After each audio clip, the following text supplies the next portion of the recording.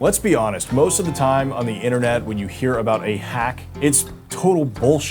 But I've been in commercial real estate for over 10 years now, and this method is hands down the best way to skip steps 1 through 4 and go right towards buying your first property. You've watched the videos, you've read the books, you've had the coffee meetings, but maybe you still don't know which direction to take, and that's why you've got to find a mentor to help you through this process. So I'm gonna pull back the curtain, show you all how I met him and convinced him to mentor me so that you guys can go out and find a mentor for yourself.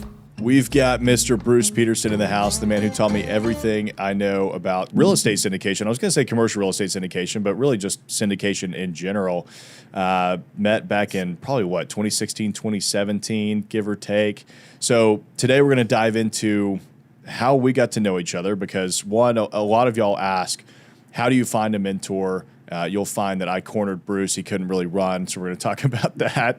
But also, learning about syndication and how this can be a game changer in your business, but let's also talk about the downsides of it and why Bruce is no longer syndicating. Yeah, so I'm your classic story of finding your way into real estate. I came from a very poor background. We lived in government project housing.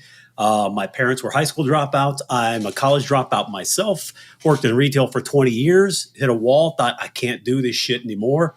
42 years old, I walk away. I've been smart with my money. I've invested along the way. I've been wise, lived below my means. So I have the ability to step away now, which is important. You got to save your money. It gave me options. So then I start looking around. What am I going to do with the rest of my life? I'm 42 years old. I'm single. I got nothing going on. So I did a Google search for, Real Estate Mentor Central Texas. And I, poured through a couple of them and I hit on somebody that kind of felt right.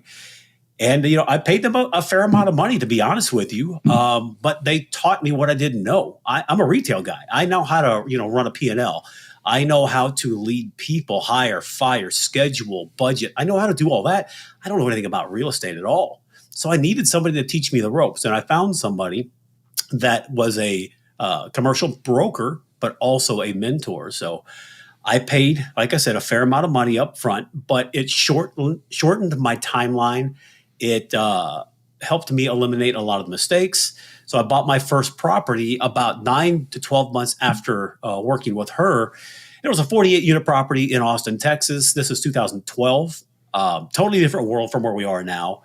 Even with commercial real estate kind of adjusting recently over the last year or two because of the Fed, prices are still elevated from where I bought. I was buying $30,000 a door apartment complexes. Now, that exact same first property would sell for about 1 to 1.25, if not higher. Because I bought another 48 unit in the same neighborhood, and I closed on it in 2020, I believe it was, and I paid $142,000 a door.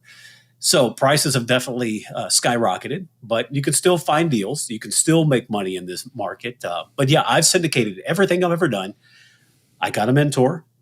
I listened to that mentor, and I wasn't arrogant and stubborn. I just said, look, I don't know what I'm doing. You tell me what to do. I'll go do it. I did it, and I've been very successful doing it now. We've won awards as syndicators on the national level. 2 different national awards. I wrote a book called "Syndicating is a Bitch" and other truths you haven't been told, because there's a lot of misinformation out there, and there's a lot of smoke and mirrors and rainbows, lollipops, and unicorns, and people aren't telling you the truth all the time. They're telling you you can make a lot of money, which you can, but they're not telling you all the bad crap that's going to happen to you. Because I guarantee bad crap is going to happen to you. To me, it's worth it. To Tyler, it's probably worth it. But you have to go into this with your eyes wide open. So that's why I wrote the book. And Tyler, you said that I'm no longer syndicating. That's not true. We've pumped the brakes for a little while. We'll get back at it. Right now, we're selling a 200-unit apartment complex that we own in San Antonio. I'm waiting for the market to settle out a little bit better, but we'll come back into it. We're not syndicating currently. Are you comfortable sharing what you paid that mentor, that coach, when you first got started? Yeah, back then it was a lot of money. It was $10,000. Now I think the same mentor, she's charging $20,000 to $30,000, which is market average. That's what everybody is charging. There are some that I've heard charge well over $100,000. So I paid 10, but again, this was 12 years ago. It was the best $10,000 I've ever spent. Because again, on that first deal that she helped me buy, and she helped me buy the first, I think, 3 or 4 deals, but that first deal, I made way more than that back. Right. So I put in $115,000 into my first deal, and I walked away with over $300,000 when we sold. So, oh my God. People get, caught up on, oh, don't pay these gurus, these shysters at, $10, $20, $30,000. Dude, look, you can go find all the crap for yourself at the library and spend hours there, days, months there, or on Google or wherever you want to go, YouTube. But to have somebody there in your back pocket to help you get through this, even if I paid her $50,000, I made in profit almost $200,000 in a little less than 3 years. So it was definitely money well spent for me. Yeah, I mean, most startup businesses don't even break even in that time period. So I mean, that's a hell of an investment.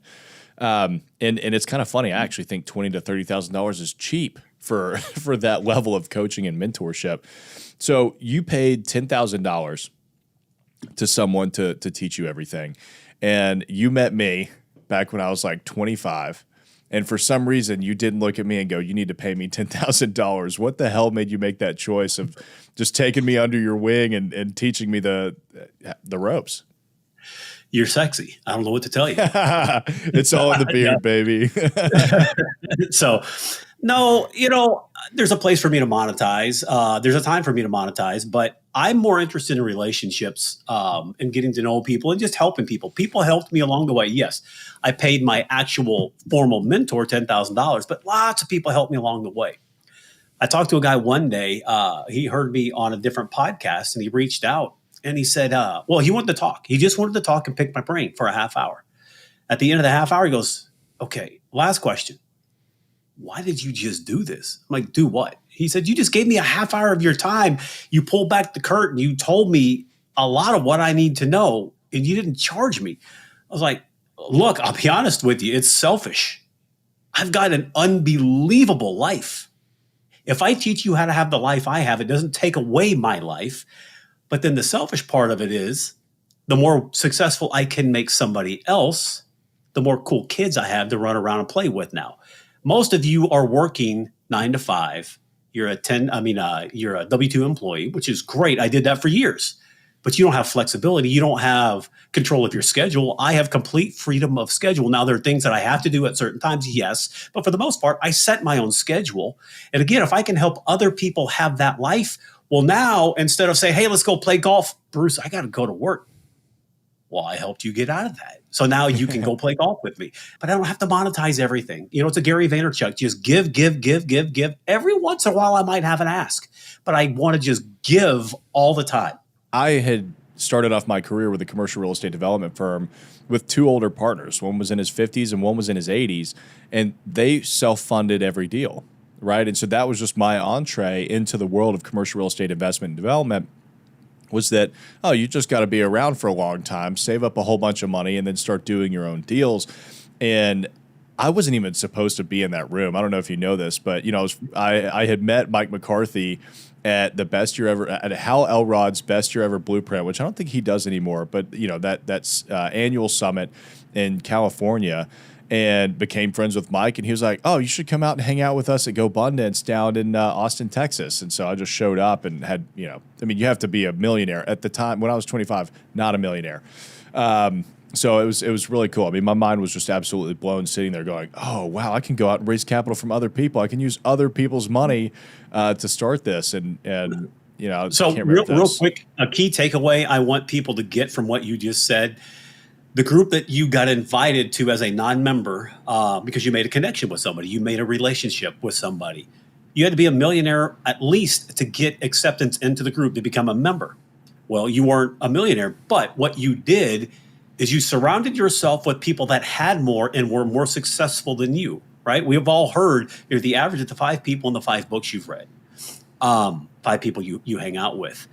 You have to elevate your circle. I'm not saying leave your old friends behind, but if you're all doing the same thing, you're going to keep doing the same thing because you don't have anybody better at what you're trying to do to learn from. So you have to continue to elevate yourself. And that's what you did by putting yourself in a room with full of people that were worth at least $1 million, and there were a couple of people in the room worth over $100 million. So that's magic. That's where you learn, how do they think? What are they doing?